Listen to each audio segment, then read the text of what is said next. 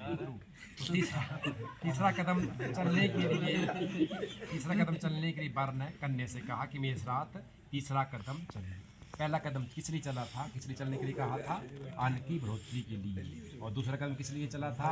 अन्न से जब हम भोजन करते हैं, अन्न ग्रहण करते हैं तो क्या होता है? बल, शरीर में बल के लिए। और तीसरा कदम किस लिए?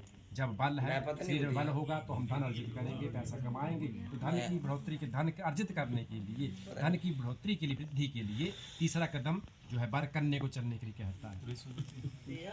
तो कन्या कह रही है कि ठीक है मैं चलने को तैयार हूँ, लेकिन पहले मेरी बात सुनिए, मानोगे तब जाकर के मैं आपके साथ चलूंगी। तो तीसरे कदम के बीच में तीसरे वाक्य को कह रही कन्या, पालिता हम च दुखेन मात्रा पित्रा च बंधुवी तर्रय दत्ता सलिलम हस्ते गृह अग्निस्निग्धो पुरोहित गुरु प्राज्ञ सर्वबंधु समागमे जातर अन्य च जाता गोत्र नाम कुलम तथा सुखेन सर्वे जीवंतु परंतु नाम बलम मम त्वयि नाथ वर्ति अस्मि कर्तव्यम पालनम मम।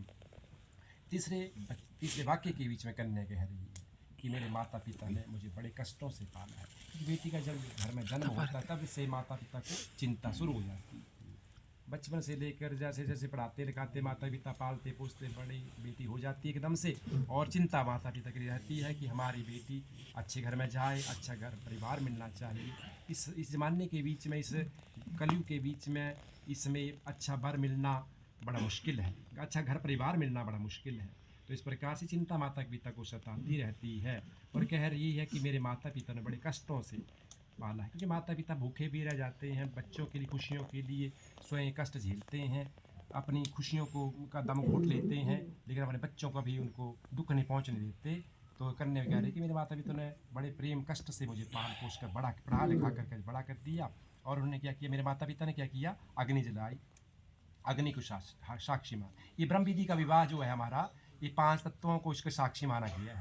5 तत्वों को साक्षी मानकर ब्रह्म विधि के अनुसार ही हमारी विवाह संस्कार संपन्न होता है। इसमें अग्नि साक्षी, अग्नि पहले अग्नि यहाँ पर जलाई जाती है, फिर कन्या मंडप के बीच में आती है, तो अग्नि को साक्षी माना गया है। अग्नि के साथ जल यहाँ वरुण देवता के भी साक्षी हैं, साथ हमें वायु तो है ही, पृथ्वी है, आकाश मंडल, ये 5 साक्षी हैं इस बात की। तो इसमें ब्रह्म विधि का विवाह है। और इस प्रकार से कन्या कह रही है कि मेरे माता पिता ने ही 5 तत्वों को साक्षी मान करके, अग्नि को साक्षी मान करके, और अग्नि के समीप जो है कुल गुरु पुरोहितों को बुला करके, दोनों तरफ के कुल गुरु पुरोहित बैठे हुए हैं, उनके सामने उनको बुला करके, जितने भाई बंधु रिश्तेदार सगे संबंधी सबको बुला करके संकल्प के द्वारा, संकल्प अर्थात ब्राह्मण ने संकल्प पढ़ा, हाथ में जल लिया, आपके हाथ में जल दिया, हाथ उठाया, आपके हाथ में दे दिया, संकल्प के द्वारा मुझे आपको सौंप दिया। अब कह रही कन्या, इससे क्या होगा? मेरी जाति कुल गोत्र बदल गए, जो आपकी जाति कुल गोत्र होगा आज से वो ही मेरे हो जाएंगे।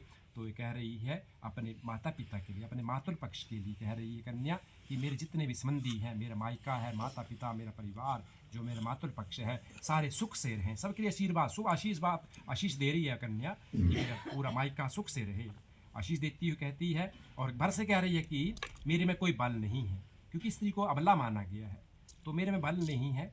कह रही है कि मैं आपके होते हुए स्वामी वाली हूँ, आपके होते हुए बल वाली हूँ, तो हे स्वामी आपको मेरा पालन पोषण करना होगा। वर कन्या जो है वर से वही बात कहती है कि मैं आपको मेरा पालन पोषण करना होगा, भूलना नहीं होगा। अगर ये बात आप स्वीकार करते हो तो तीसरा कदम मैं चलने को तैयार हूँ।